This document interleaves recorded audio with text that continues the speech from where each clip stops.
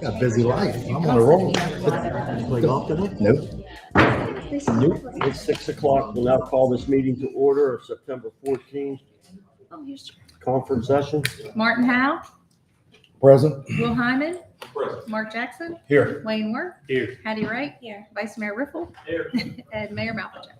Here. It's a $200 fine. We're late.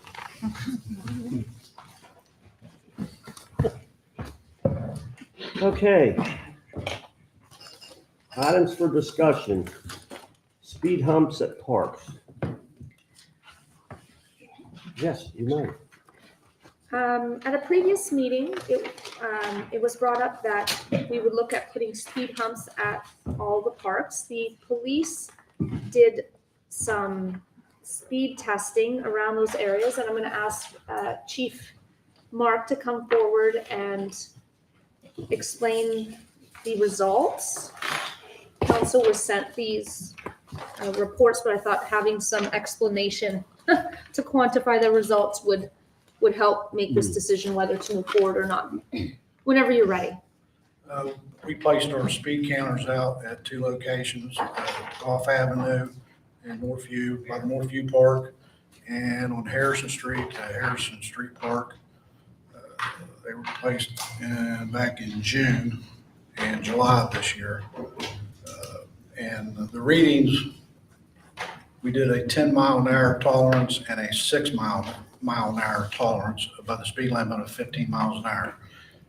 On Harrison Street, in the time frame of 12 days, there was 5,174 vehicles. With a 6-mile-an-hour tolerance, there was a 1% of enforceable violations, which is a low enforcement rating. At 10 mile an hour, there was 0% enforceable violations, which would put it at 25 miles an hour. And Goff Avenue,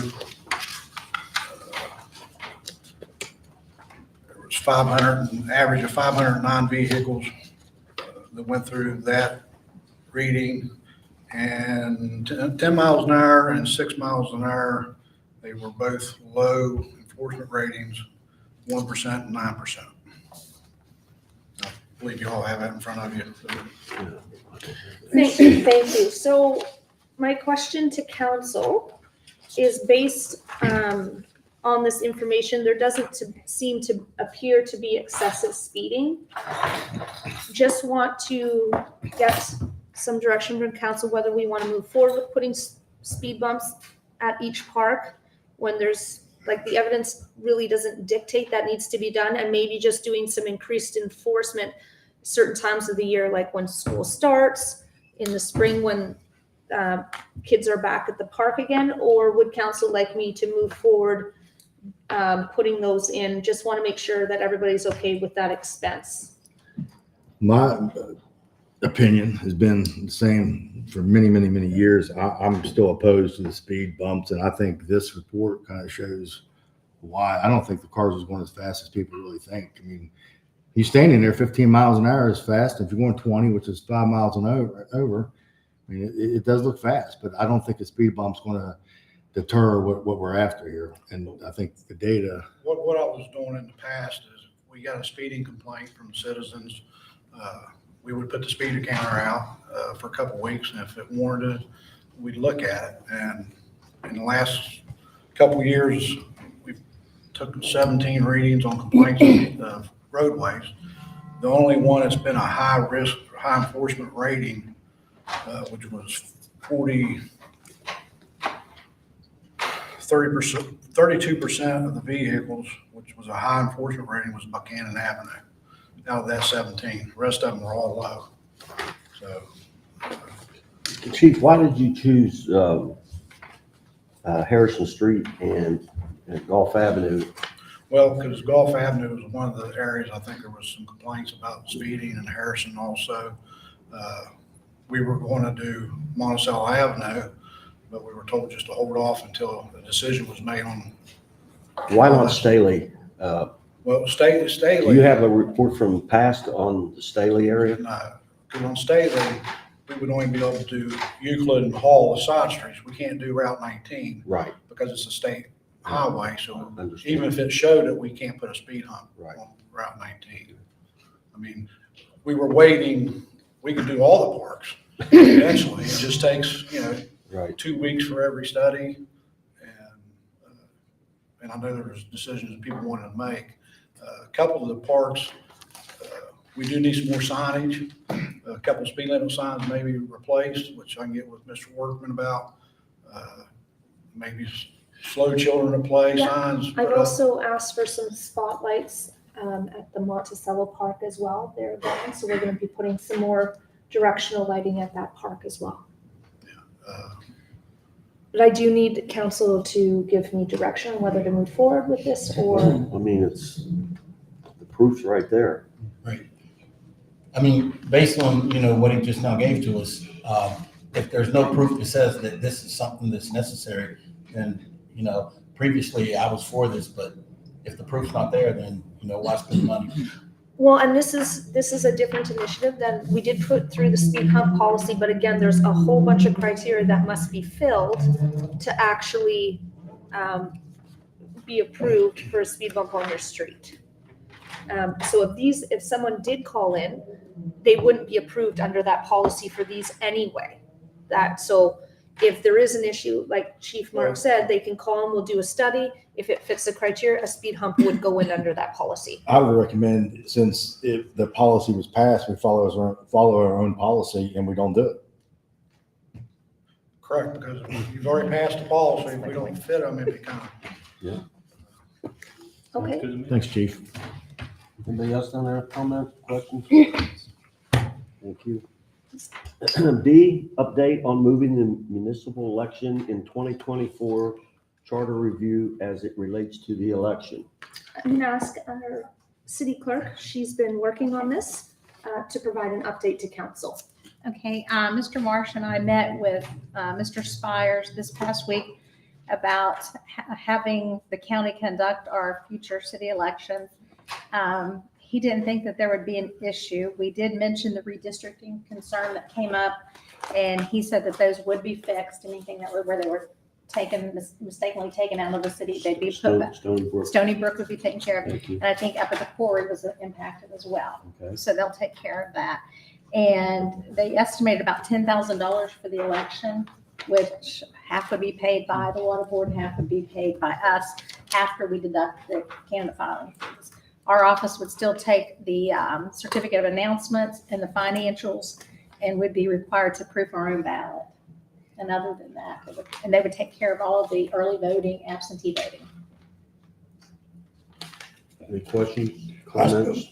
Go ahead. Go ahead. Just to err on the side of caution, this isn't anything that any of us need to recuse ourselves from, is it? No, this is just to make sure that we're following the charter and with the changes to As make sure. it has previously already been voted on? Okay. Yes. So that was a good segue to my question. So I think my question would be, is that vote even valid? I mean, if you had 3 people charged on ethics complaints and one's pled guilty, the other 2 hearing is coming up, if I'm assuming they're not guilty until they're proven guilty on the ethics charge, but if they are found guilty and you have 3 unethical votes, is this even valid? Because how does it get? Because the vote, if my calculation is correct, I went back in the minutes and looked, but I believe it was a 4-3 vote to do it. So now if you have 3 people who aren't eligible to vote and voted and it got to the public to vote, is it null and void? I don't believe so until there's a court action that challenges or does something else. There's no indication in the Ethics Act. There's been no indication from anybody in the Ethics Commission that this vote was improper in terms of the outcome behind it. Furthermore, of course, it was approved by the voters, which I think is the ultimate indication, especially when you put something on, you get the charter amendments before the voters without council approval. They just put it on there, I believe. But we do have to look at that. Who say that again? Who put it on ballot? Well, I think that the council originally put on the ballot, but then of course it was approved by the voters. Well, so I guess my question is, it wouldn't have got to the ballot if it wasn't improperly approved by council. But the inherent problem is that the main purpose behind the charter amendment was always to change it to even year. Again, I agree with the purpose, but so I guess what I would wonder if, should we not get an opinion from Secretary of State, from Mac Warner's office? And so I think you guys got one before back in 2022 by the general counsel, but I mean, should we not at least ask that question so it doesn't cause problems down the road? I mean, we're looking to do a $80 million water bond coming up. I hate for something else to come up in the way of that it's not duly elected and not correctly done, just to dot our i's, cross our t's. I can say that the Secretary of State, bond counsel, no one has raised that issue. Well, secondly, has the issue been brought to them to even be raised? Because they may not be thinking I that. don't believe he has specifically discussed that issue. So if that is a concern of council to double check that and get an opinion, I can do that with our lawyer and go get an opinion on that. And I'll try to get that as expedited as quickly as possible because this date is going to come up really quickly. I just want our i's dotted, t's crossed, because I think that's the last thing we need now is in this position we're in, is to have another hiccup come down and us not be aware of it. I'm just trying to think of all avenues where we're at and where we've been and where we want to go. So Would any of the council members that voted on it, that are no longer here, did they need to recuse themselves from any other vote? Because there's no financial gain, there's no extension, like the direct elect to the mayor. That doesn't really impact them now, right? I don't believe so.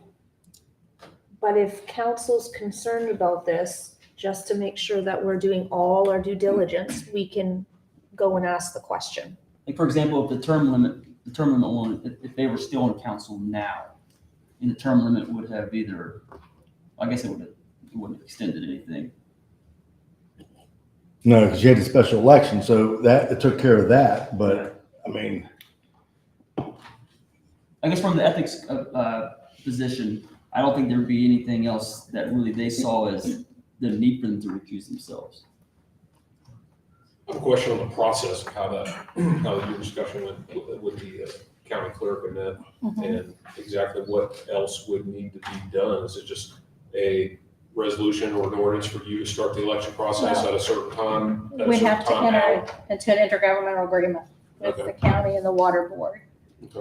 and that has Agree not to been done, those. correct? That has not been done. Our general suggestion is we're going to have a resolution next week, or to go on next week's agenda to direct the city manager to begin that process of the intergovernmental agreement. The biggest change would be the filing period, which is going to be January something through 27th. I mean, it's in the Secretary of State's, it's a standard state code in there. So that's the biggest change from our perspective. And I guess since Mr. Howell brought it up, I guess,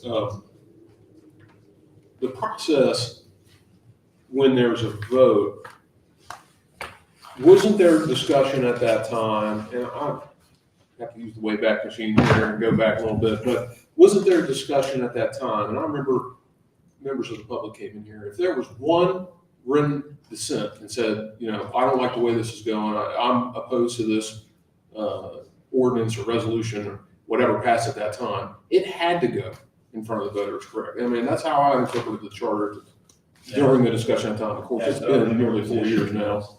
That's been our general position, that the council itself can amend the charter unless there is an objection. And so even if they didn't recuse themselves in that situation and they continued to vote for it, and if one person, whether it was on council or in the public, came here and spoke and said, this is not what, I'm filing a written, I guess, disagreement with how this was going, it was automatically sent to the ballot. That's how I interpreted that whole discussion. Of course, like I said, it's been several years. So, I mean, that's what I remember. So I would think that even if they did recuse themselves or didn't recuse themselves, I'm not quite sure that is really relevant. However, I'm concerned too. I mean, it's definitely worth a look.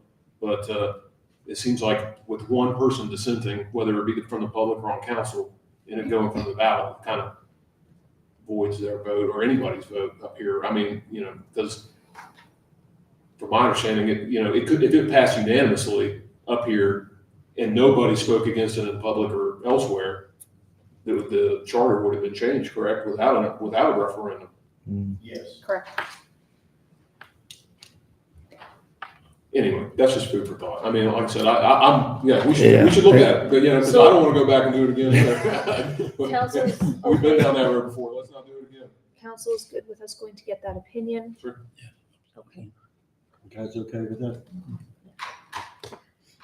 Do we have a copy of the resolution to review the agreement yet for the intergovernmental agreement with the county? No, we don't have that. We would be writing that resolution to have it ready for Monday. For the next council meeting agenda. I can still have that ready for Monday, but I don't think I can get the opinion that quickly. We can table it. But we can, I think we have a little bit of time. Yeah, I just want to before- make sure we had an opportunity to review that agreement as well. Yes. Not day of, 2 days of. Yep. Well, I think I will tell you the main purpose of the resolutions I have basically written is to get everyone to agree from council on how much we're going to pay on the portion of it, so we don't deal with that issue down the road. The intergovernmental agreement, I figured, is just fine tuning that later. So we would, after the city manager got the intergovernmental agreement hammered out with Clarksburg along with the county's attorney, I think we come back to both the city council and the county commission for approval. What we would propose for next week's resolution is that the city manager may offer for the city to pay up to 1/2 of the cost of poll workers for the operation of the county's precincts located within the city's municipal limits. So only the poll workers in the city limits. The city manager may agree that the filing period for a municipal or Clarksburg water board candidate will be the same filing period set by the Harrison County Commission. And then the city manager may agree that early voting will only be held at sites selected by the Harrison County Commission. Those are kind of the big ticket items to deal with.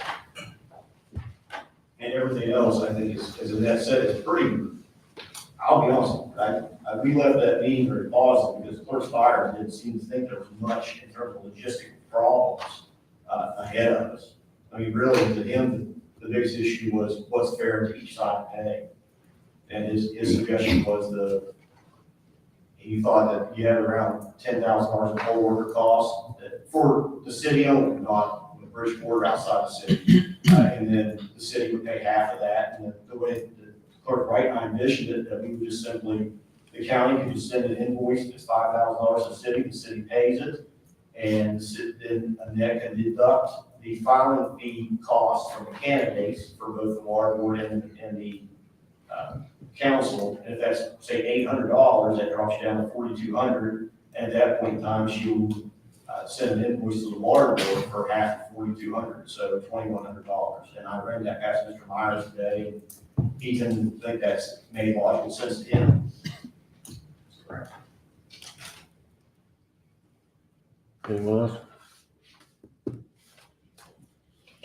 Okay, C, water board funding request.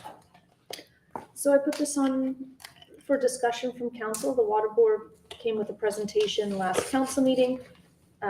They are requesting a contribution towards the project on Chestnut, I believe, and their funding request was up to $350,000. We have in our ARPA fund $705,000 left remaining in our ARPA funds for the city. So council needs to decide on a number they would like to contribute, or if they would like to contribute at all to that project. I think it's a no-brainer. I mean, what I believe is the county commission gave us $300,000, Right, and To that's go. been earmarked to sewer projects.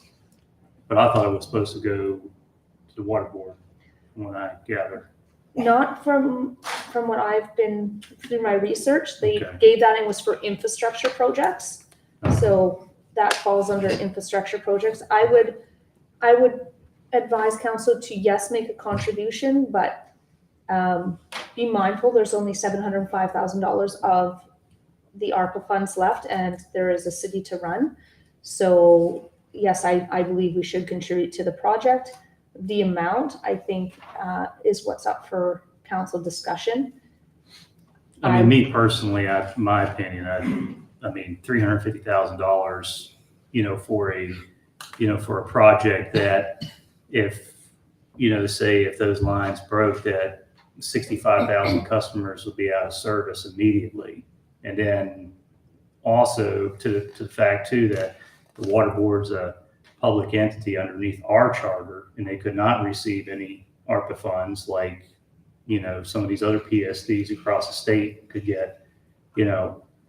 I think $350,000 is fair. And I would just encourage that you put on the next agenda.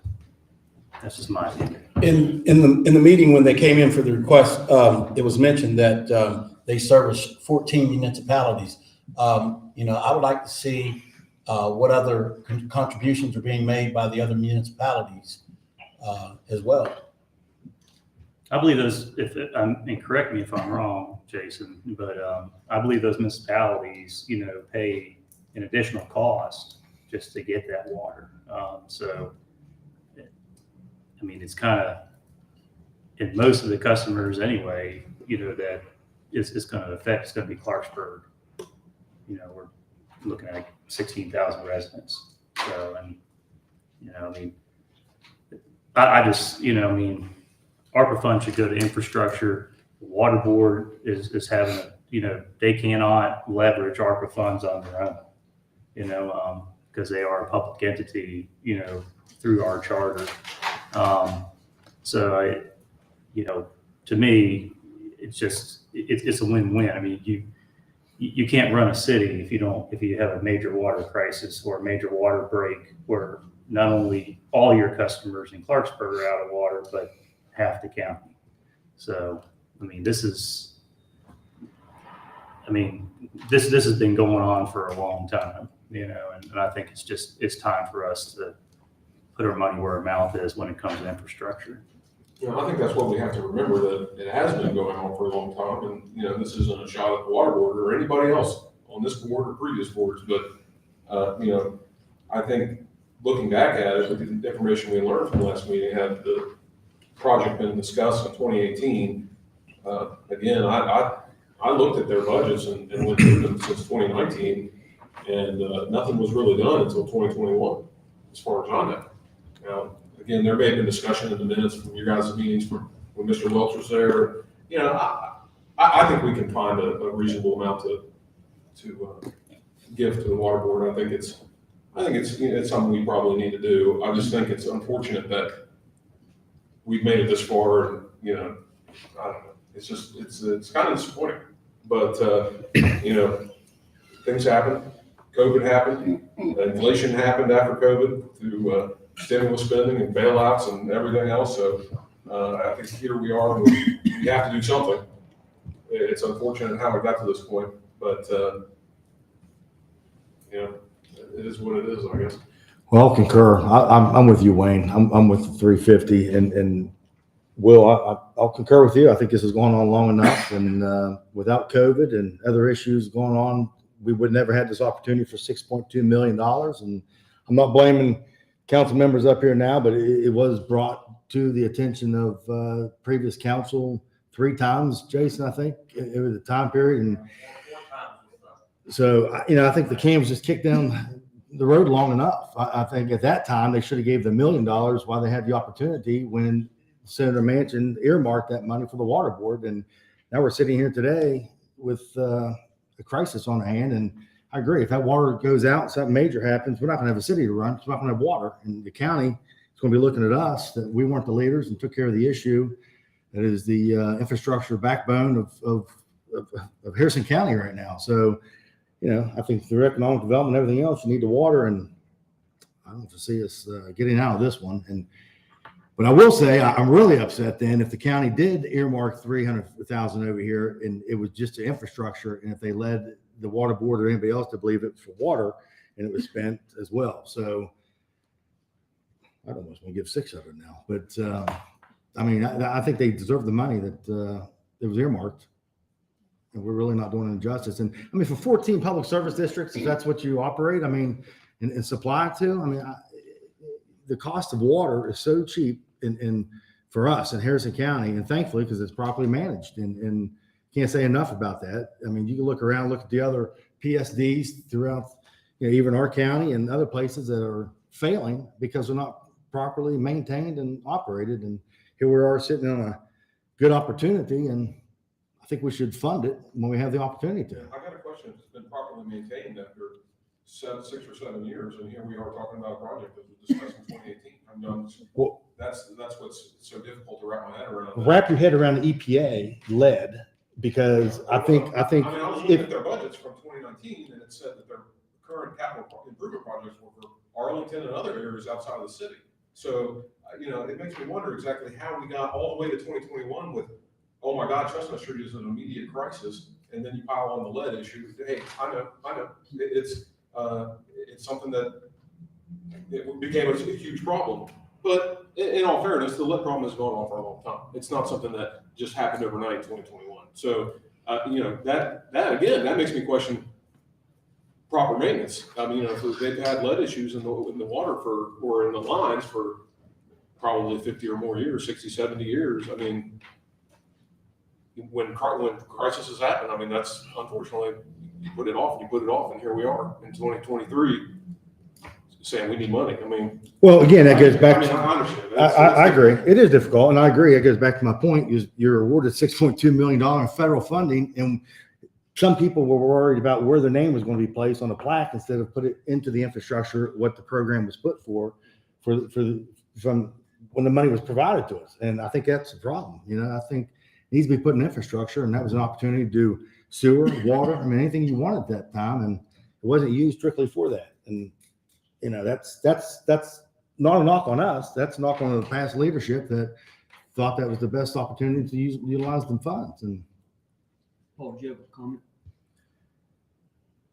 Yeah, our general manager came here and addressed this council a couple years ago and told this council how much money they were getting. They had no idea they were getting $6.2 million.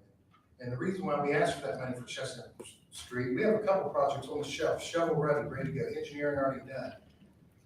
He knows, because he works with our federal legislators, that this money is earmarked for water and sewage. So he's telling you guys they're getting 6.2. We'd like to have a small portion of that for a project we have ready. It's not because our budget's mismanaged. We haven't had a water rate increase for 12 years. It's but Paul, in the meantime, City of Bridgeport raised their water rates. They buy from us. We didn't raise them. Medford, Stonewood, PSDs. So do you think that was anything to do to not raise rates in the city of Clarksburg while everybody else is doing it? Adjusting for inflation as the years go on, and it's not changing rates. I mean, the sanitary board does that. I'm just saying. I mean, it seems like that's part of that maintenance aspect where you got to continually raise rates. That's inflation. That's how that works, Paul. I was here 3 years ago telling you guys there was inflation. We need to do this ASAP. And now, well, I mean, it's just compounded from the bailouts and other things that we. Economies of scales and efficiencies. Maybe the sewage department can't do that this time, but we've been able to do that over the last number of years. We're not going to just raise rates because we have the ability to raise rates. We look for ways to save money. And again, that was grant money, whether you're for the ARPA funds or not. It's meant for water and sewage infrastructure. And the county commission, they got close to 15 million. They don't even produce water. And that 300,000 was what Patsy said he was going to give the water board, like he was doing us a favor. And why he would give it to the city instead of directly to the water board, I have no idea. But the whole thing's got convoluted. I don't disagree there. Anybody else? Well, excuse the pun, everything that was done that passes water over the dam. So, I'm sorry? We'll get signs that have that written on it. I'm in favor of giving 352. I mean, we're just going to have to roll up our sleeves like we did here in the past and figure out, if we get into a bind, we'll just have to find out. But I think the water board deserves that. Well, if I can just say a few words, I know it's a work session. And thank you for allowing Paul to speak. If you look at it, I always try to find the positive in every bad situation. 2 years ago, it would have cost you $1 million. Well, we were able to leverage some money internally. So you did save your people money. And we're asking for 350 versus $1 million. So I always try to find the silver lining. So there's your silver lining. So you did save your people. You know, and it's the same people that we serve. So in essence, you know, I guess kicking the ball down the road did give you all a bit more money, not the ARPA money, that we're only asking for $350 now. Okay. D, kayak launch upgrade. Okay, so I'm going to put D and E together. So a couple months ago, Councilor Worth requested that we speak about doing something to enhance that kayak area in the city. So I sat down with Doug Comer and we tried to come up with ideas of what we can do to that area to upgrade it for the city and make it a draw to that area and a recreational amenity.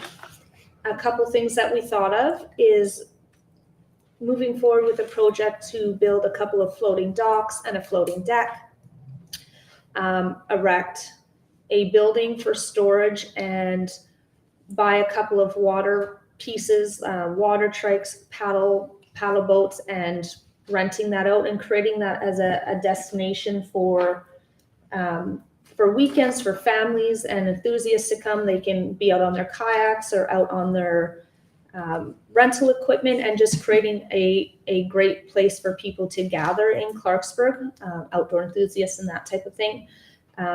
Wanted to know council's thoughts if that's something that they're interested in me pursuing. I think it would be a great draw to the city. It would increase tourism in the city, which is always important to creating a thriving community. The second piece is a splash pad. So one of the projects I'd like council to move forward with is entertaining the idea of building a splash pad. Again, I talked to Doug Comer about this. He's also very interested in it from a park board perspective. I printed out, if people are wondering exactly what we're talking about. So this isn't meant to be a competition with the Veterans Park.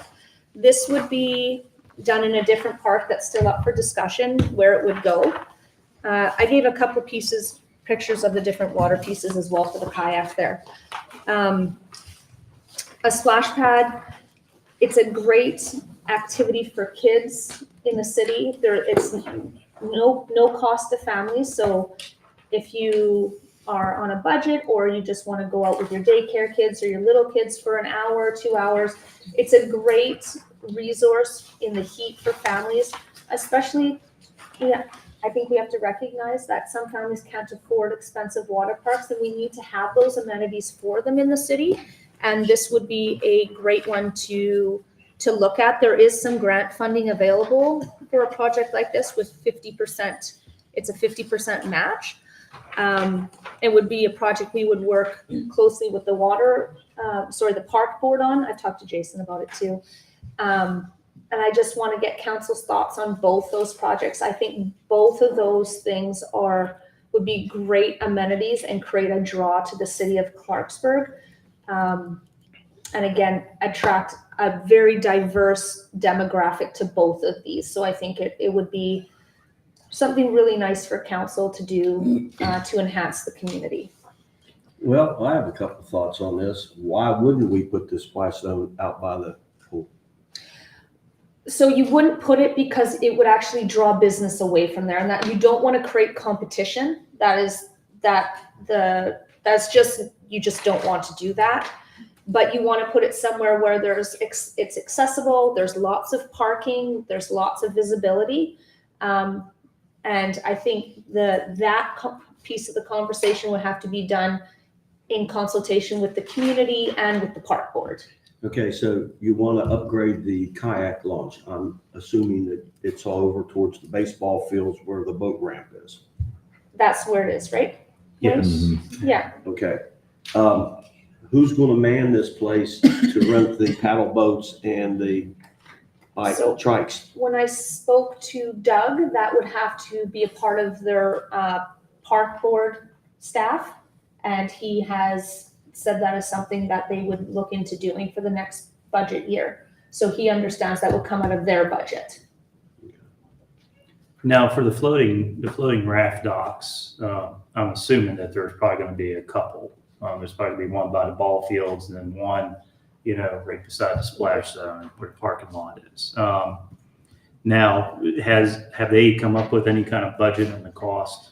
yet? So I didn't want to assign anybody to any work and take staff time until I got the go-ahead from council that this is something that you want me to spend time, some staff time and resources looking into, because I would hate to spend a bunch of time and then council says, we're not interested, because that's just costing taxpayer dollars. I mean, I think it's something worth exploring, but I think that the main thing that we want to explore is the cost of it. You know, if we could do that, you know, right now, you know, prior to budget time in February, then we're ahead of the game and we could decide whether, you know, we want to fund this or not, you know. But I think I just don't want to have to wait until budget time and then everybody's like, well, we don't really have a budget. Which is why I'm bringing it forward now, because if council's interested, then I will do that work with staff now, so we can discuss it at budget time. I mean, I would support that. Yeah, same. And I know you mentioned grant money. Is that for both projects or just the splash pad? So I've asked our grant writer to look into both to Okay. see if she can identify ones. For sure, I know there is for the splash pad. Not sure for the kayak launch, but I have asked her to look into it. I love the idea of the splash pad because we've heard a lot that we need more activities for kids to do that are cheap or in this case free. So I love that idea specifically, but I would be interested in learning more. Yeah, I mean, I think it fits the income medium of our city. Unfortunately, we have some low income in this city, and the pool's sometimes too expensive. When you include the admission and the whole day, and it's tough. So the splash pad there really will reach other, allow more people to be able to take advantage of it on a regular basis, and I think it'd be great. And I have a kid, so that'd be free for me too. So that works. I agree. As I said before, and I'll say again, we do need more activities for the children and strategically placed. I think that would be a good option for children, to actually go and do something for children to do. So like Harrison Street Park, we all agree? Quite Well, strategic so- without so- thinking. I would agree as well. And for the splash pad, I would recommend we go ahead and the Monticello ongoing revitalization effort has been around since 2017. And they've been attempting, they put together plans, and this is a kind of a schematic drawing of how the playground would be repurposed down there. And I've been a part of that group since 2017, and they really put together thoughts, plans, brought in the Brownfields Assistance Program, help develop it. It's an underserved community. I think it's what better place to do it than there. The people of Monticello in that neighborhood deserve something, and I think this is an opportunity to put the splash pad there, expand the park. That allows you an opportunity for soccer fields as well, which we're in dire need of in Clarksburg. It frees up other fields elsewhere. There's a multi-purpose field, the splash pad, and then the ballpark and things. The basketball park and things would be moved down. And I think Doug had mentioned something about a possibility to get a new playground equipment too through Kaboom and some others. So I think it's an opportunity to revitalize an entire park right there, expand it bigger, make your drug zone go a little bit further down the road as well. And I'll even concede to a speed bump if we agree to that. Question, Marty. Don't go that far. Councilman Howe, is that area flood zone? Well, Jimmy, it is. I think in 1985 it flooded. It's probably the same as the VA flooded, but yes. Yeah. But again, I think, pools and things can take that. I mean, but you would be changing the elevation as well from the scope of work that'd be done once the other property down there was acquired and the cut and fill was put in place. That's all been looked at, and we've had DNR, DEP, Army Corps. We've had them all in conversations with the Moore. So as you see, they put a lot of work and effort in it over the last 6 years. Not so much last year, but the last 5 years, they've been really working towards it. And there's other types of models they put together as well. So and the community's on board for it. I think that's it's an easy fit. You know, it fills the bucket, I think, of what our needs are, if that's what we want to move forward with, and taxpayers will be getting their money back to them, and cleans up that part of the neighborhood and increases property values, what we're all for, right? I mean, I would definitely be in favor of this. I would like a follow-up of Clay Street. I think we all would say is probably one of the most crime streets. I mean, would you agree with that, Chief? A lot of calls to Clay Street, a lot of issues up there. So, I mean, if we were to do something like this, I think we need to have a bigger overall picture plan. So how do we attack that? Like, is there houses we got to tear? I mean, what is the? The phase 2, I'll be happy to share with council. If you want to go to executive session in this meeting, I have that plan as well. There's plans somewhere in this building as well, but there are plans for that as well. And it's a very large project, and it would hit right on what you're speaking about. I was gonna say, historically, a lot of parks are usually around rivers. They're always in flood zones. That's just because that's the cheaper land. That's the land that's not used. So historically, all across the country, parks are mostly closer to flood zones. Correct. Well, in my opinion too, I mean, this is a West Virginia development hub blueprint community anyway throughout the state. So, I mean, I think the support would probably be a lot more, you know, and, you know, from a crime standpoint, I mean, there is a lot of crime that happens around that pedestrian bridge. I mean, there's been encampments there that, you know, we've had to, you know, clean up a few times. And I think this right here would attract, you know, more use from, you know, from the neighborhood, which I think would deter a lot of that, you know, a lot of those bad elements. And it allows for even utilizing on the opposite side of E.B. Saunders, you know, the walking bridge, all the parking, well lit, you know, put new lighting down there. It does. I think it would be very impactful, and I think the people down there would be very, very thankful that, you know, the city isn't ignoring it and really step up. I mean, they haven't had I think a major investment since the Vets Club was closed in probably 2006. So, Well, and we own the property. Having grown up down there, I don't think it's the pedestrian bridge that's bringing the bad elements down there. We just have the bad element all over Clarksburg. I would definitely support this. I think one of the problems that we're dealing with is that bad property that sits there in that big building. It's sitting there, it's going neglected, all of that overgrown shrubage and everything, because that's where individuals are hanging out, is back there. And, you know, I came up here on more than one occasion and pushed for the Monticello playground because that's one of the very few, if not the only playground in the city that's actually put on concrete. You know, there's no reason that little kids should have to be playing on concrete on the toys on the playground. So, you know, I think that, you know, an overhaul on that playground down there and add a splash pad, I would definitely support. So if council's all right with looking further into it now, this does fall under, we would contribute, this falls under the jurisdiction of the rec commission. So they would communicate with us, but in regards to the final plan and the location, that would be from what I understand, their decision-making power. I don't have an issue with this location. The only thing I have an issue with is, one, it's in a flood zone. Two, if you're gonna put in a splash pad, you need to have a very large amount of parking. If you don't have that, it will not work. As far as a property being in the flood zone, how long does it have to be before it can be redesignated? I don't know if you can redesignate a flood Well, zone. I guess maybe what the question that Councilman Jackson's probably asking is what level of flood? Is it 5-year, 10-year, 25, 50, 100? What That information we flood? can find out, but once you're designated flood zone, I don't believe that changes. You know, there's parking on E.B. Saunders Way because you can come across the bridge. There's a plethora of parking. Pardon me? There's enough parking. Yeah, I mean, So there's, you might have to walk a little bit. Yeah. We also have a security guard down there that we don't have to pay. Yeah.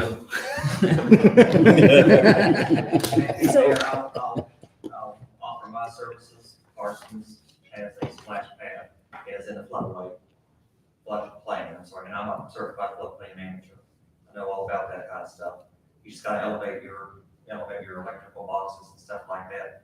And any bathrooms, it's gotta have flow-through vents. It's all possible. And all your equipment inside's gotta be elevated, all possible. My services is here if you need me. Let the park know that. We built the park for about $800,000. That's 5 years ago. So that's probably about $1 million. Yeah, so Probably north of $1 million now. to build a splash pad, you're looking between $500,000 to $750,000 for a splash park. Once you start adding infrastructure, you're gonna add a significant cost onto that as well, hundreds of thousands of dollars. So we will look at all those options. Because if Clarksburg is gonna move forward with a project like this, I would like to see it built within the next year or two, not having to fundraise for 5 years and then you have the price double or triple because of inflation and the cost, and those costs go up. So I think it has to work, no matter where it goes, the plan needs to be to put it construct within the next year or two. And I will also communicate with Doug Comer and see where his thoughts are and where the park board would like to see it go. And then come back to council with those, all that information during budget time. Probably before that with an update, but also for budget talks.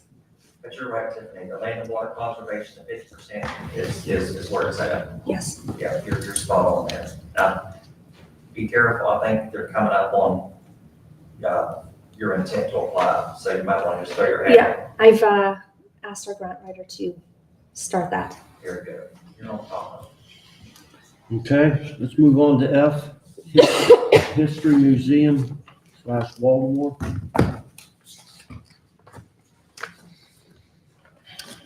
So I was asked to put this on the agenda for council discussion. So I'm going to pass this off to Councilor Ruffle to speak about. We've talked about this before. The previous interim city managers wanted to wait, not really push it through, which I understand. It's an idea I had that I've been talking about for about 1.5 years. I've been talking about it to the citizens. Everybody loves the idea not everybody loves it, obviously, but the vast majority of the people I've talked to love it. It accomplishes a lot of things. It's one thing that I've learned.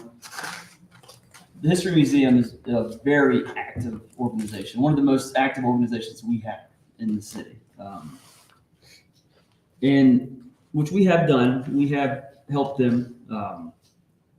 But when they're that active, we need to keep helping them. And this is our identity of our city is our history. We own the building. In the state, you can only be a museum or a library. It's plenty big enough, the space. We want to, our main goal for our downtown, we want to increase the traffic of downtown. We want to increase the people down there.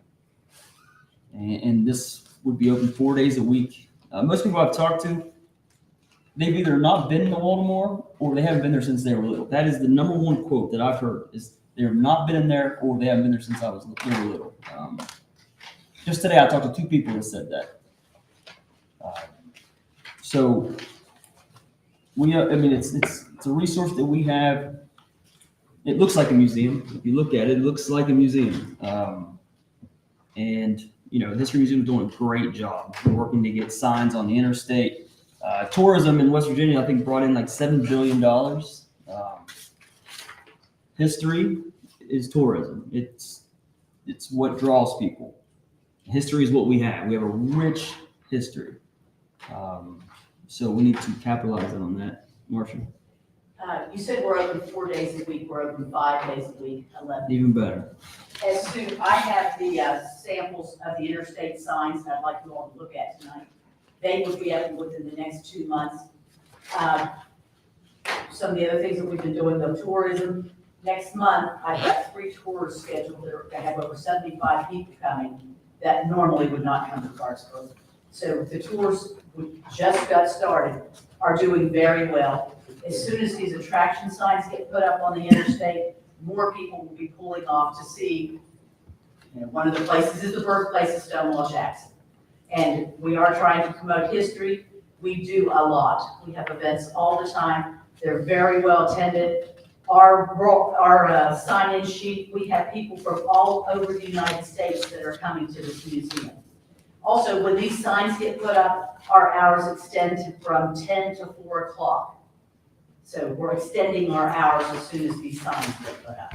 So everything that we've said we're trying to do, we are doing it, we're implementing it. You know, we've also got the 4-county tour that will probably be starting next year. So we are holding up our end of the bargain and trying to promote tourism, promote people coming into town. Because every time somebody comes in on our tour, they're eating at a restaurant here in Clarksburg. They walk into Wicked Sisters, they walk into whatever we have open. And people do come out with a little bag of something or another. You know, they go and they see the museum, they go and they see the art gallery, they go to the railroad train club. So there are things to do here, and I am having a lot of success with the tours. First official one is Saturday. And October, I've already got October the 4th booked, October the 14th booked, October the 28th booked, with over 25 people on each one of those tours, because that's all the bus will hold. So it is working, and it will continue to work. And when we get these signs up, it is going to bring even more people into town. And the Baltimore would be a wonderful place to have a museum. My question is, if approved, what would be the difference between having the museum in the Baltimore as opposed to where it's at now? We do not have an entrance. We're in the Board of Education. Nobody knows where we're at. You have to ring a buzzer to get in. On Saturday, you have to call us on the telephone for us to come out and unlock the door to let you in. Saturday is a big day that people do come to the museum. Board of Education won't let you put an entrance off the side alley there? Have you asked that? Because I personally do not think the Baltimore is big enough. I've been to recitals, I've been to music events there, and I mean. We went last year when this all came about. We went up and started measuring just for us to see if it was worthwhile doing this. And we started with the second floor. And just on the second floor, we could probably put what we have now where we're at, not even counting the first floor.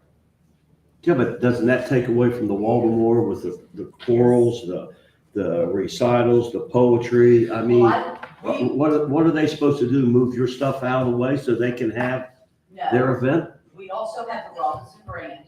Plus, we also were talking that the first floor, we could put exhibits up that can be movable. There's all kinds of ways to do exhibiting. It doesn't have to be big, heavy pieces of furniture. But where are you going to store that stuff when they have? Well, we would just take it down, we'd move it. We're talking, there's a lot of pull-up signs now that you go and you see exhibits and you read the sign and there might be just a little display around it. All of that is easily movable. I had a question. So has there been any kind of communication between the History Museum and the Baltimore? Because from my understanding, doesn't the library still, maintain that? Has there been any discussion to kind of, work out something? Well, first off, this is Jerry's project. He came and asked. It's not my project. They won't be a for it. It would be a pipe dream to move into that. I mean, where we're at is nice. I'm not saying it isn't. It just doesn't have its own entrance. It doesn't have an entrance. We've had that discussion with them. And the money that they're using, you're funding. That's not true. Well, we maintain it, the building, right? From what I understand. But their money comes from their budget, so we don't run that part of it. We just maintain the building. They pay their own utilities. Yeah. The library is responsible for all of your utilities, which does not come out of our budget, which would greatly increase the library. We do house all the collection on the second floor. We have special collections up there that there is no space for in the main library. We would lose all of our meeting space. because we have to use our meeting space in the library for storage on stuff from Baltimore, which we have you talk about activities. We have activities every day for the community. We have activities for all ages every day In the library. in the library. We would lose all that space. Not to mention all the Baltimore space. On the first floor, we have meetings. We have over 200 meetings a year in the Baltimore on the first floor. So we would lose all that. We are willing to let people meet. People come and meet in our place right now. So I mean, that was something, you know, any way we can get somebody to come into that museum, we try to let them in. We've also offered to have exhibits from his museum in the Baltimore and we can turn it. So. I mean, that, we've tried to even have a discussion about coexisting and they were not in favor of that at all, even having a discussion. I don't think that's the way we should be about it. I think if they say we can coexist, let's just coexist. Like, why not? This is almost like opening up a business. This is going to be open 5 days a week. It's like we can right now choose to bring in a business, to bring in people downtown, which we need to do desperately. And this is an opportunity to do that and highlight our history, which is what we have. This is what the city's, I mean. Jerry, I understand what you're saying, and I'm all for the history that they've asked me to bring stuff of my father's there. My question is have you approached, for example, the folios at the McCroy's building? There's only the front half of that building is being utilized, and that whole building is just wide open with a basement and an upstairs. And the McCroy's building, right here on Main Street, you'd be right near the Stonewall Jackson History Museum. I mean, that could be a business. We want a business back in there. I mean, that's what it's set up to do. We own the Baltimore. It can be a museum. It looks like a museum. It's got parking. The parking lot's still library. Okay, well, it doesn't have parking, I guess. But It's not ADA compliant. But we gotta work together though. There's This no is, wheelchair entrance into Baltimore except for the ramp on the side of the building, which we are not allowed to have people on because it's not safe. Insurance agents as well as nobody's allowed to be on it. So there's absolutely no ADA compliance in the Baltimore. We've actually had plans, the trustees have had plans drawn up for years to redo the whole front of the building, use the green space in the front, redo the patio to make it ADA compliant, and also use that as a community space to concerts and choirs outside and redo the whole parking lot so it is ADA compliant as well. But right now it is not ADA compliant. which it could still happen. All that could still happen. That patio can be built. All that can still happen. So that's another great segue, Amy. I appreciate that. So in 2000, you're talking about the master plan. So 2019, Jimmy, you're on council, 19. The master plan was put forth, and that would have been another great use of ARPA funds. But I mean, to do that, to complete the master plan, and it could be ADA compliant. It could really help cultural arts, things such as that. What you're looking for, get people downtown and foot traffic, and I see it as an advantage.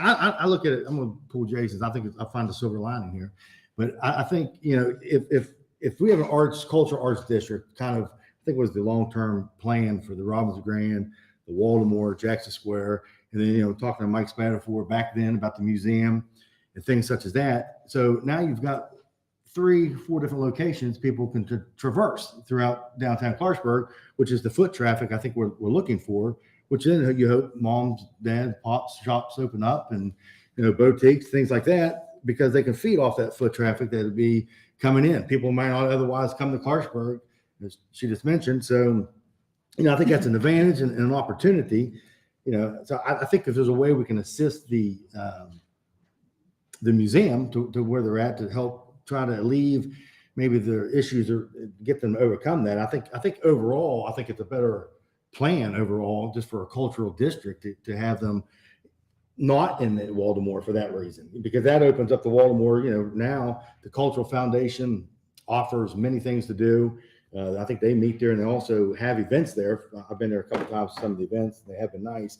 I know when we had the jazz stroll We had jazz artists there as well, which was very nice. And then I know we've had some choirs and library readings and things I've attended there. So yeah, I think the opportunity is there to work together with them. I think I don't want to put words in you guys' mouths, but I think the library board is probably willing to do kind of shows or displays for the museum on a like rolling rotation every so often too. I would assume. But ultimately, I think what we got to keep in mind, it is our building. You're right, and I think we should fund this plan with remaining ARPA money, which is later in the discussion. I mean, I've seen those plans. They're great. I think we should still do that. But I guess what I'm getting to is there is a lease agreement in place, and it is the governing body. I mean, is us, but the lease is with the library board. So we've entrusted a board that we appoint members to, and the county commission appoints members to. So I'm trusting the professionals and the people that we've put on those boards to do the best and maintain the best for the facilities that we currently own in the asset of the city.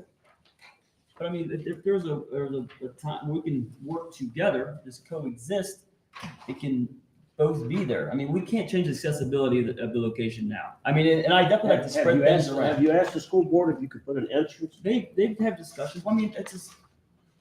We can barely get a flag out front. I'm sorry? We can barely get a flag out front. Yeah, we've seen that before. They're not receptive to too many changes there. I mean, I totally support with trying to find a more accessible place for the history museum. Is the Waldemore the place? I don't think so. The Waldemore is pretty much Clarksburg's living room, and upstairs it's used as a special collections library. If you go to Charleston, West Virginia, to the archives, when you go into the archives, it's not a museum.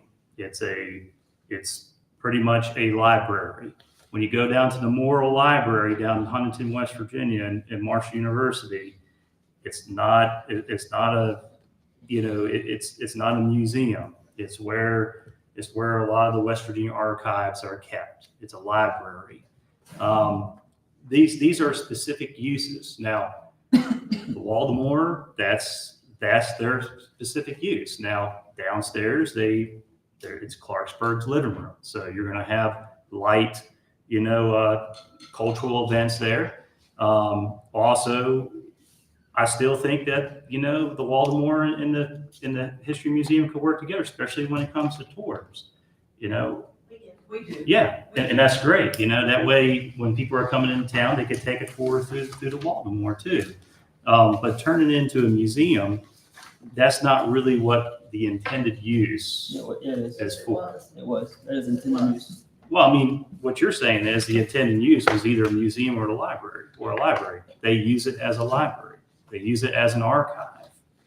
So that's, I have full faith, that's what they use it for. I mean, for someone like myself who travels every county in the state, I see museums and I see libraries.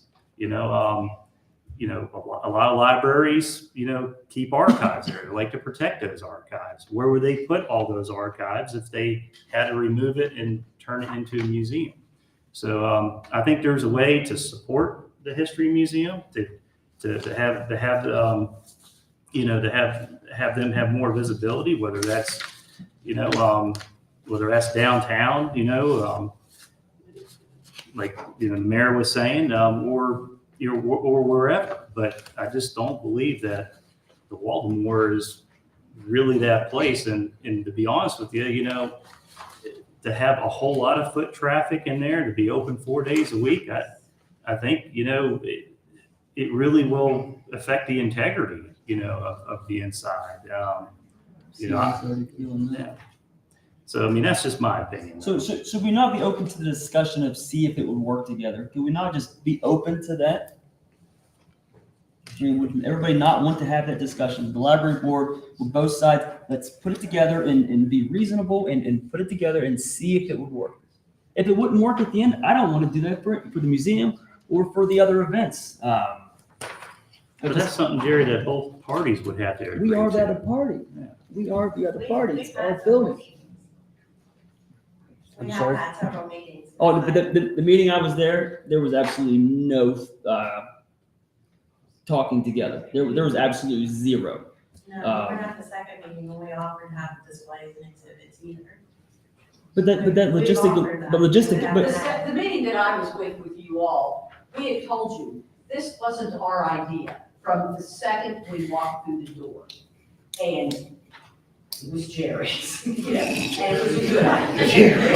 I'm sorry, I mean, Jerry. no, I'm fine. It's a wonderful idea, but. which is supported by the citizens of Clarksburg, because I've been Because talking we about for a do year and a work half. well together. Yeah, we don't have any problems. It's, you know, the library has paid employees, the history museum has volunteers, and it's a handful of them.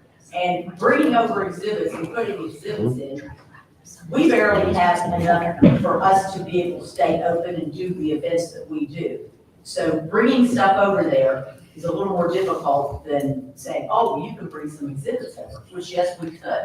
But we don't have the time or the manpower to do this kind of stuff, because we're focusing on promoting tourism and history, you know. You can't be that's two sort of places at what we're once. doing right now, and we don't have a lot of help, like every nonprofit. They don't have any help or money, you know, we both. I want to reiterate too, how many people use our archives and genealogy. It is appointment only, it's not like you can walk in. But anybody that says they haven't been to Baltimore, can gladly call the library and we will show them the Baltimore. But we do have people that come in and do genealogy. The Gray Barker collection in the second floor is amazing. We've had people from California come and look at it. The producers of Men in Black came and looked at it. So it is very well used. It's not a collection that would be withstood in the main library because it has to be manned. So it greatly increased our staff, plus space, but it is the second floor, not only the first floor for meeting space is used, but the second floor is used almost daily. Okay. So are we saying that we're not open to discussion? Like a real discussion, not like the ones we've had in the past, like to see if it would work? I just don't see how it would work. What are But you, we haven't had what a are you looking discussion. for, Jerry, out of a discussion to bring, I mean, what are you looking for coming out of this? I guess, Well, I mean, that's what we're doing right now. I'm saying, I'm talking What about, else do you I'm want talking out about of the it? library board and the history museum. I'm talking about coexisting. If there's, if they can have cultural events still, that's a huge deal, right? That's what, I mean, I haven't seen too many, but if that's a big deal to them, and then we can move exhibits around, so those could still happen, right? So that's a good thing. I mean, logistically, look through things, go down through things, and have an open mind, and let's just see if we can figure it out. But from what I'm hearing, the museum's saying they don't have the volunteers to They move can't be things too- back and forth. And the people over at the Baltimore are saying that, that undue traffic, bringing in, all that unnecessary traffic. I mean, it doesn't even really sound like these two are wanting to try to get together, and if so, then why not just start looking at maybe the possibility of bringing the portable displays from time to time in and let each facility remain what it is. The museum's the museum, this is the Baltimore, and let them stand for what they are. But see, the museum can't be open still. I mean, their volunteers either there or the other place. They couldn't be both. That's what their problem is. Like, say, if they want to have exhibits there, well, they're going to have somebody at the history museum because it's going to be open still. Okay, then Because why don't open people 5 just days go a to week. the museum? What's that? Why don't people just go to the museum then? Accessibility isn't great. Okay, well then why don't we work on the accessibility issue as opposed to? We don't own the building. What's that? We don't own the building. We can't really just make that. I mean, we can have that discussion. I'm open for any discussion. I can't understand why the superintendent would not allow a side entrance. I mean, They have a really big security in there. You have to have name tag, you have to get a badge. They only give badges to certain people. You don't even have. yeah, but if you had your own entrance, you guys wouldn't have to go through the front door. I mean, there's an alleyway on the side of the building that goes right into your section. Am I not right? But there's still access to the inside of the building. They don't even like us being there on Saturday because they don't have a guard there at the door. Do they charge you anything to be in there? What, we pay $100 a month. Which, in that sense, they've been great, yes, yeah. I mean, we like where we're at. Back to the idea, this was Jerry's main idea. It would be wonderful to be in it as beautiful. Hear that, bus? And we have a towel, give it to them. It's nice to go on the road 5 days a week. Yeah. Why don't you guys explore, why don't you talk to Victor Folio? The whole back half of the Croy's building is empty. You've got a basement downstairs. That would help my mother's daughter. You know, people coming in would get a drink or something. I mean, you know, Jerry, I understand your enthusiasm here, but, you know, I just don't. It's not just enthusiasm. That's what I'm saying. I've been talking to people the vast majority of the community likes this idea. I'm saying we have to listen to everybody, talk to everybody, and at least have that discussion. So we went down that path. We tried, and it didn't work for reasons that make sense, not just because of not wanting to talk about it. I just think we've had the meetings, and listen, I like Mr. Folio, and I appreciate everything he's done, but he was not open to any discussion at that time. None. All right, well. Anybody else? I need direction. Just for the record, I do want to say that somebody said that it's not used daily. We have an average of 200 meetings, even though the public can't see that on our calendar, the library calendar. We do have 200 meetings average that is private or civic organizations, nonprofit organizations out of Baltimore on the first floor. And also I'd like to reiterate that the library is responsible for all the utilities. The library budget cannot handle any more utilities than what we already do. Okay, thank you. I don't think we'd ask for that. I don't think that. Pay the But I mean, really, utilities. the taxpayers pay for that building, and they need to have more access to it. They do You have just said access. 271 meetings a year. Multiply that by. Oh, I understand, but I'm talking about the people that I talk to on the community that have it. She just told you 271 days a year are used. And I'm at like 25, 30 of those meetings. I get that part. Okay. And I'm not saying, but we can still have those meetings.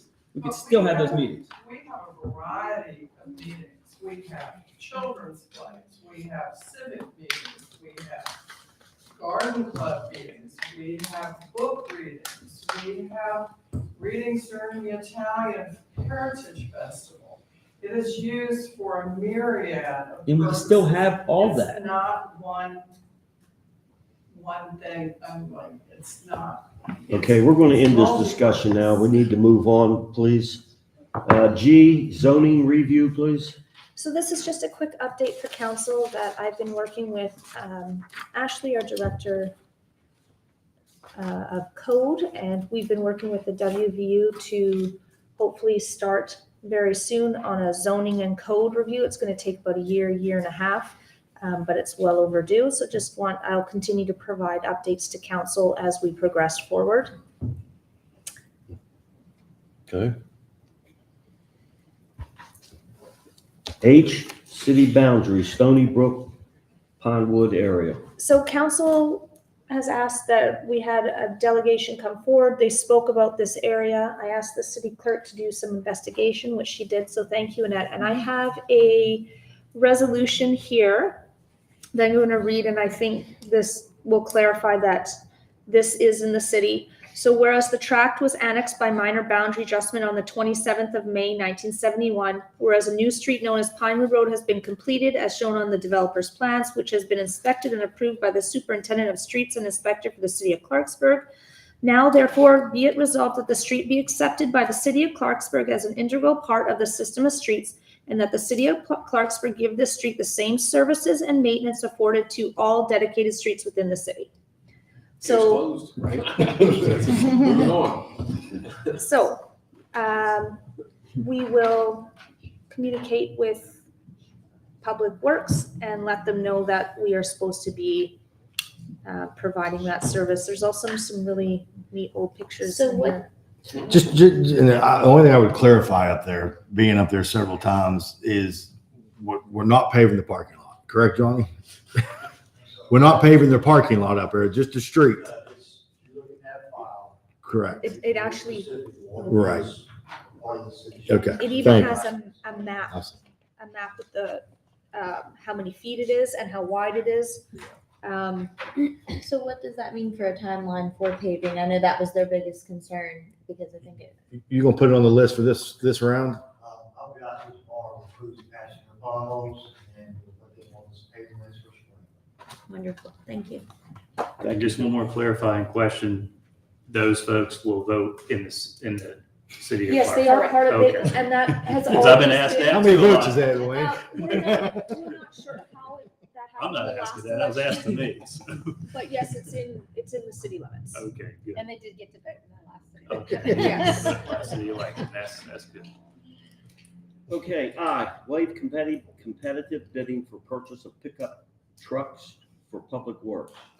John, if you could come forward, that would be great to address council.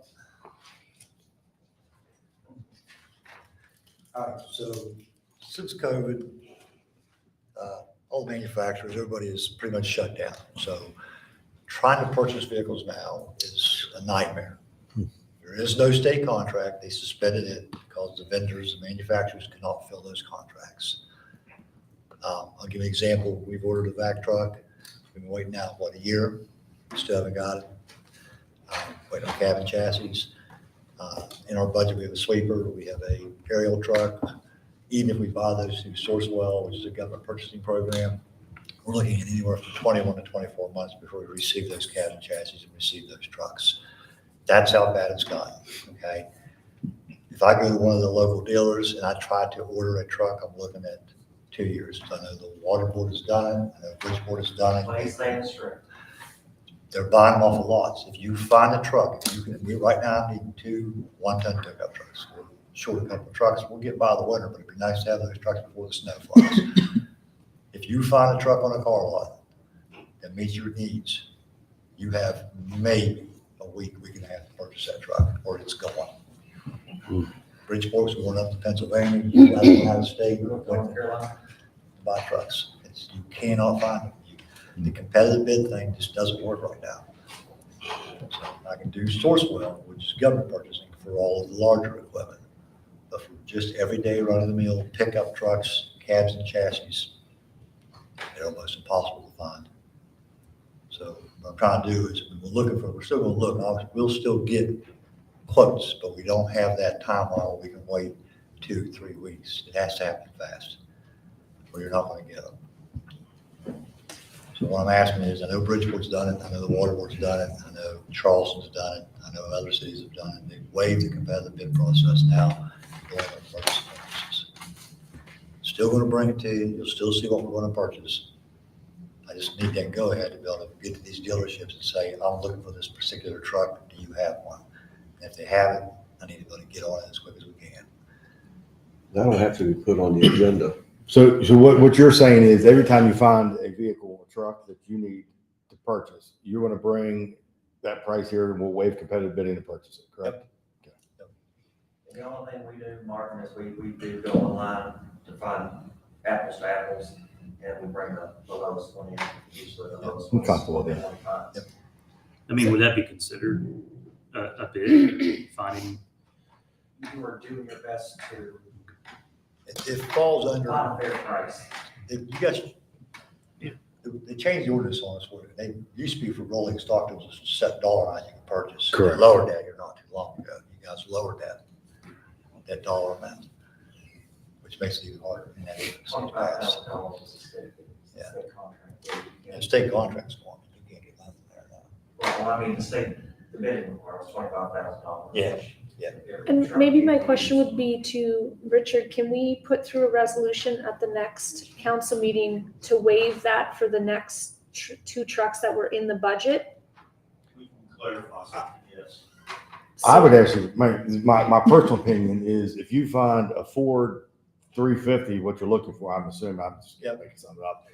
I would say you bring it, and if it needs to be an emergency meeting, you do it, and we waive the competitive bidding based upon the vehicle. I don't think we put it in the resolution to give a non-chalant pass because we haven't budgeted.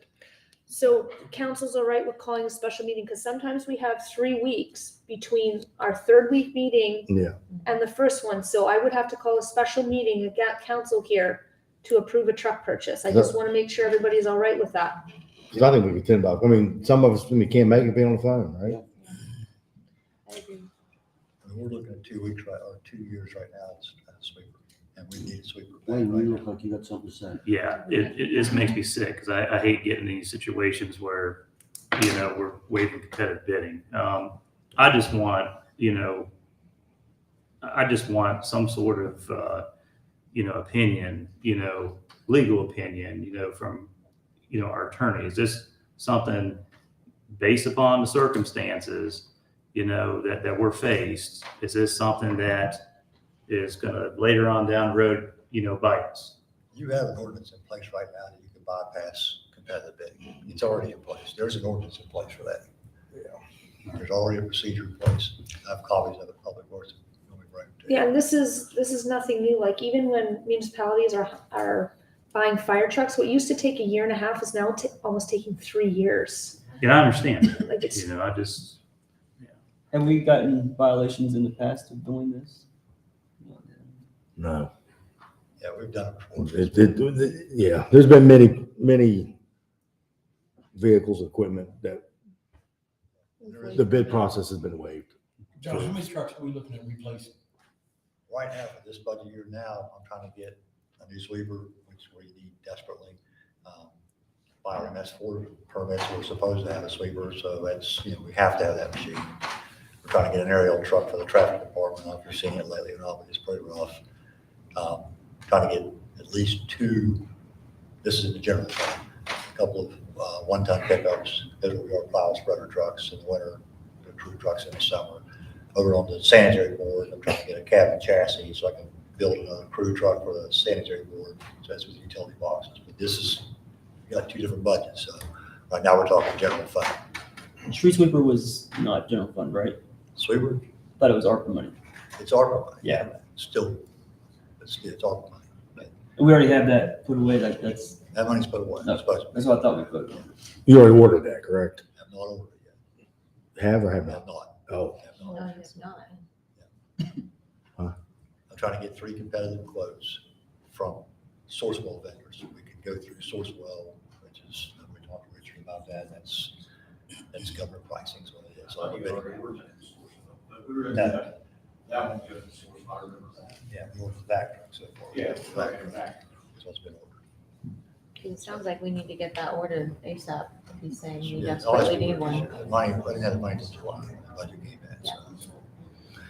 Well, there are bad news. 4.5 hours when they go on strike, it's gonna get harder to find a truck. Get it now. Better hit the road and go shopping, John. All right, so that's, there is that's no what, yeah, well. Thank you, Joe. Thank you. J, property maintenance standards regarding grass mowing. So this is another counselor request. Counselor Hyman? Yeah, you may be aware, back in May, we adopted an ordinance that basically sets the fines for grass height and other things like that. Basically, it's kind of like a layer thing. We go back and we add, anyway. I was hoping that we could maybe amend that ordinance to include, in a second here, I got some language here I wrote. Bear with me here. So yeah, 1712.07, and that, what we would amend it to is to include the proper disposal of those yard and grass and shrub clippings. It says, the amendment would basically read, yard grass clippings must be kept off of sidewalks, roads, and out of curbs and gutters.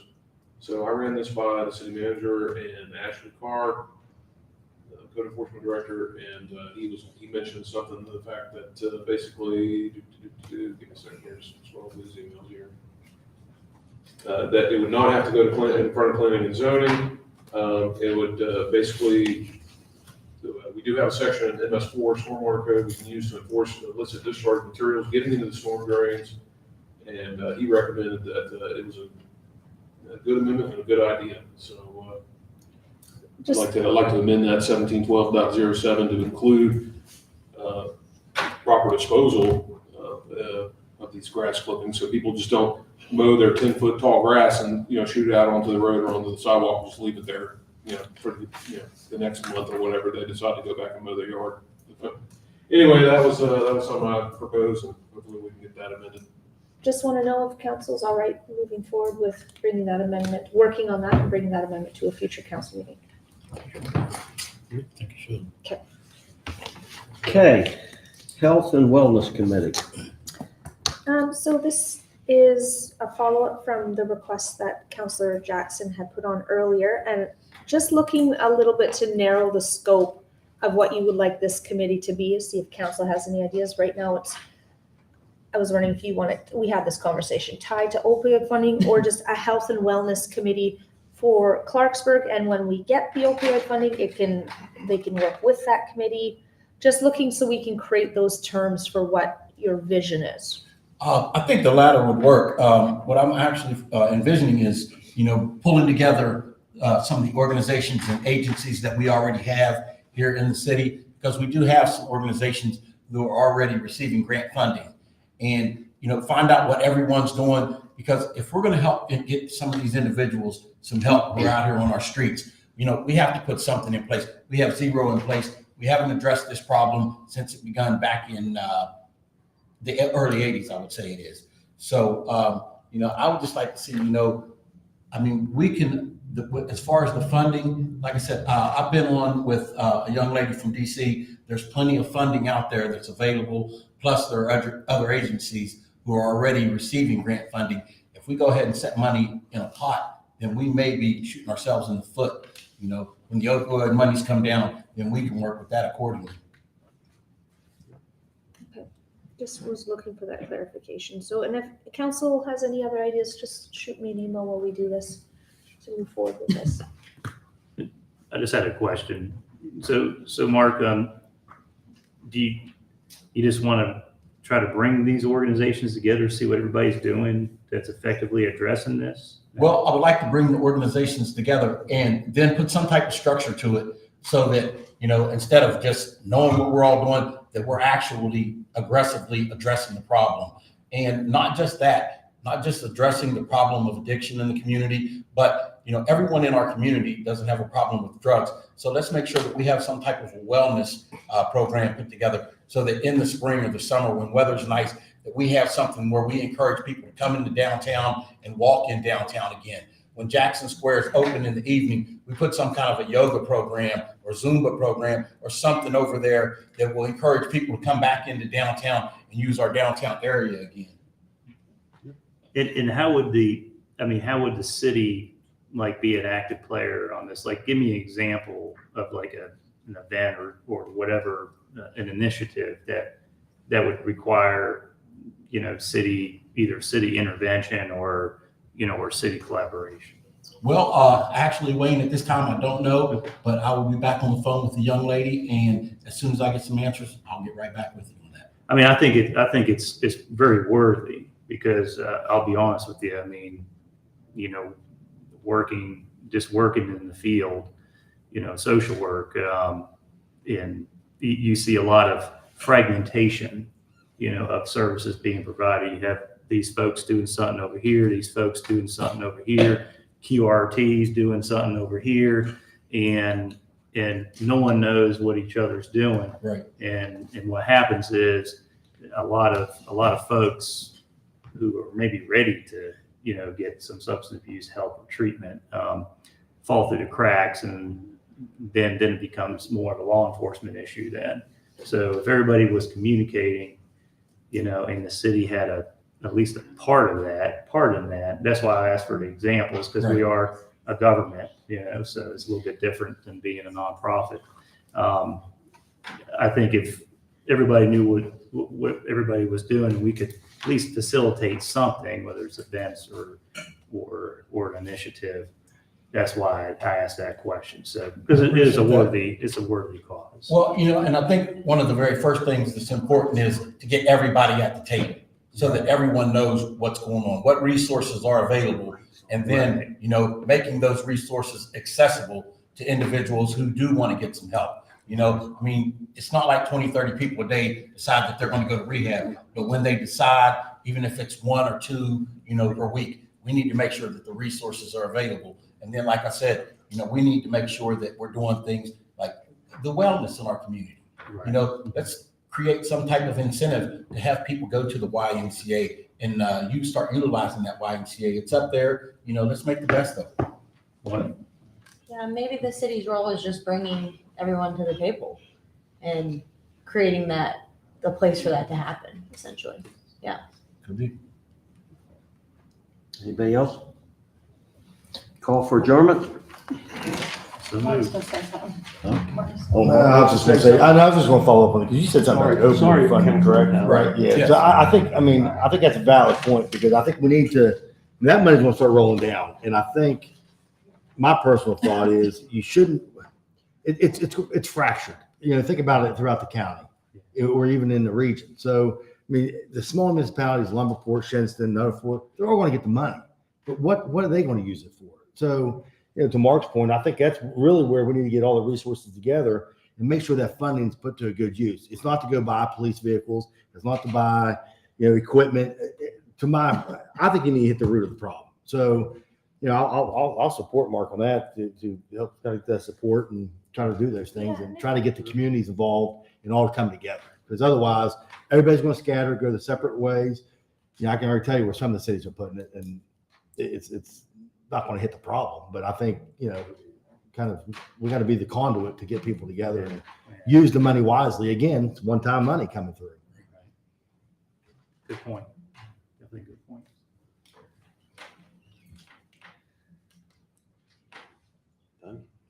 I could go on. We're going to keep going on something else?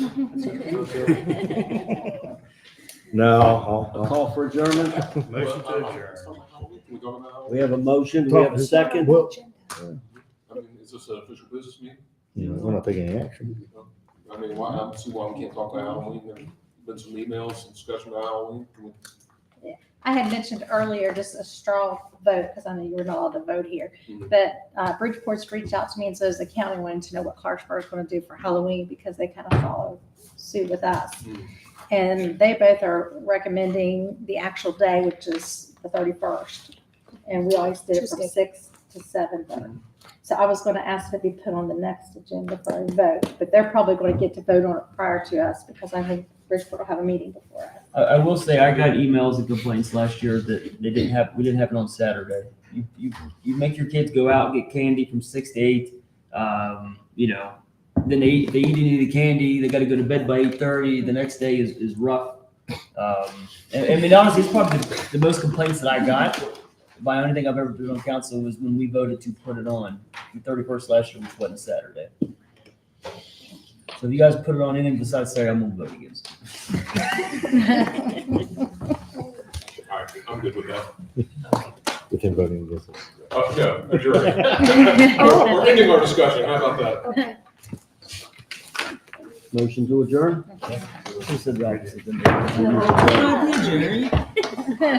Oh, you said that? That's a good idea.